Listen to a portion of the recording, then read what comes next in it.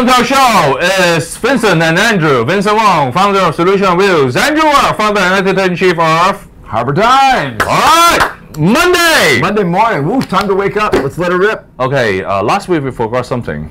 Well, we didn't forget. It's just we had to talk about Zhang Zhang. And we had to wrap that up because that was the big thing. And then I got something a little more subtle. Okay, we need to talk about the CS today. Okay. What are we talking about the CS? The cybersecurity. Not the chief secretary. Nice one.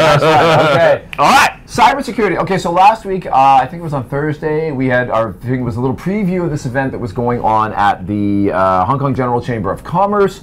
There was a big week last week, the Hong Kong Cybersecurity Symposium, and then the Hong Kong General Chamber had a great event that I went to on Thursday, and they had 3 speakers. Professor Stephen Watt, who is a professor, the Dean of Mathematics at the University of Waterloo. But I found out, I didn't realize this, he's also the former CEO of Descartes, which is a big global geomapping technology company, quite impressive.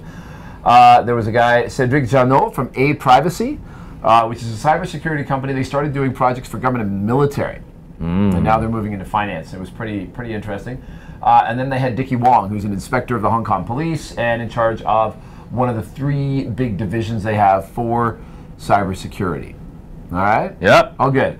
So they had the talk, they talked about different things they're doing, all very interesting, but what really struck me coming out of this, okay, so University of Waterloo, it's an unusual school. It's the biggest center recruiting for Google, Amazon, Microsoft. They recruit more students graduating out of that school than anywhere else in the world. And so Professor Watt's talking about it, and he says they have this co-op program. So basically you have to do 2 semesters of school, and then you have to do 2 semesters of work, right? A quarter of the students at the university are in the math faculty. That's a lot of mathematicians. They got 6,800 math geeks out of that school, and they're the geekiest geeks going. I mean, these are the math geniuses of the world. And then they all have to go... Geeks in a positive sense. Geeks in a positive sense, that's right, math geniuses. And then they have to go out and work as they're getting the degrees. So then all the startups get filled up with these math geeks guys. to work is so difficult. No. No, these are math guys. These are math guys. These are hard. I know. But it's good for them. Oh, but it's good for them. It's good for them. So they got a couple of things. So they got all these math guys that get pushed out, and so people put startups there because they want to get access to all these math people, like all the tech, super tech guys. Second, they've got with the university, if you start a company, right, or you develop some kind of a project, you get to keep all the IP. The university doesn't ask for a cut. So a lot of tech people are attracted to go there as professors and graduate students because they get to keep all their IP if they develop it. So you've got all these math guys, they're all in there's piles of startups, professors that actually know how to do business, like this Dean of Mathematics who used to run Descartes. So he's talking about that. So they've got a bit of an ecosystem there. But then this guy, Cedric Janot, who started his company Privacy in Waterloo, right, which is, by the way, a little bit outside of Toronto, to give you some geography. Yeah, 3 hours drive. They just opened... I drove to... You've done that drive? Yeah, I've done that drive. Okay. Because I have some You got a tech startup? No, inter-university debates.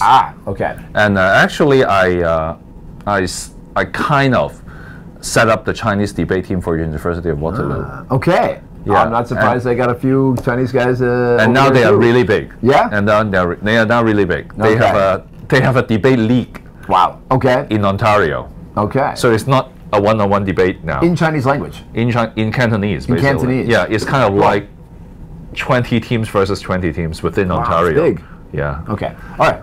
Anyway, back to Waterloo. So Cedric Janot's there, and they started this company that does, started with military and government, and now they do that. And so he's an entrepreneur. They've got a serious company. So you've got an academic, and then an entrepreneur, and then the police. But the entrepreneur has opened up an office in Hong Kong. And at one point he says, and we have no technical people here because we can't hire anyone. Oh. Ouch.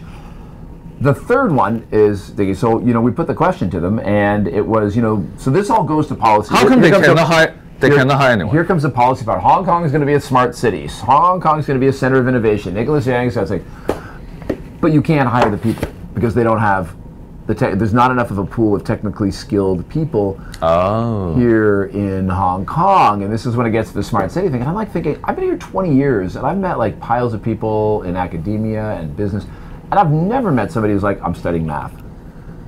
So we are not having enough mathematicians? I don't think so. Not if we really want to be competitive. Now, there are 1,000 University of Waterloo graduates here, a lot of them math, but they're mostly actuaries working in finance. Yeah, of course. They're not technical guys, because you got mathematicians. If they're not in tech guys, then they're in insurance, they're doing actuary, right, and finance. So we have that, but we don't have tech guys. So I mean, this was my thing. Was I talked to them and I said, here's where Dickie Wong gets in, the police guy. Yep. How are we supposed to have a high-level cyber-secure environment in Hong Kong if we can't hire good people to do cybersecurity? So you want math police? And so I asked the question, and Dickie Wong says, well, we can't just like grab anybody. He says, if you are going to be a policeman, even cybersecurity policeman, you still have to do basic training and have all the fitness and, do boot camp and all that, police boot camp. So it's and also can think about the formula of parabola in his head. Exactly. While they're like, shooting a bad guy. So this is all part of the mix. How are we going to be a smart city? How are we going to have a world-class cybersecurity infrastructure to support our finance industry if we haven't got the raw material, which is talent, the people? And so this was a thing. And just to finish off, Cedric Jeannot, the guy from A Privacy, is working with this other guy, Henri Arslanian, smart guys. And he said, if somebody opened up a cybersecurity school in one of the universities here, and he said anywhere in Asia, he says you'd be oversubscribed, all your graduates would get hired immediately. Okay. Because they're so desperate for people, and I thought that was a really interesting idea. So let me summarize the 3 solutions we have. All right, solution 1, get the geeks on the ground. Get the geeks on the ground, more math programs. GGG, get the geeks on the ground. Yeah. All right. Second solution, you need to groom math police.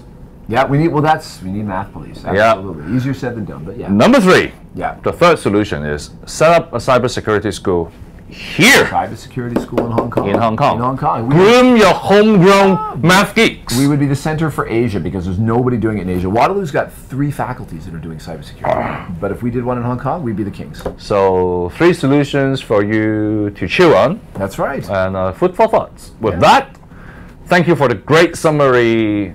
Good work by Mr. Andrew Worm. Hey, hopefully we got some great solutions from Solutions on Wheels. We have 3 today. 3 today. All right, there we go. What do you think about the solutions? Leave your comments below. It's Monday. We are desperate for your comments and input. And do share us, like us in YouTube, Facebook, Twitter, whatever, any social network and any platform. And thank you for your comments on cybersecurity. See you next time.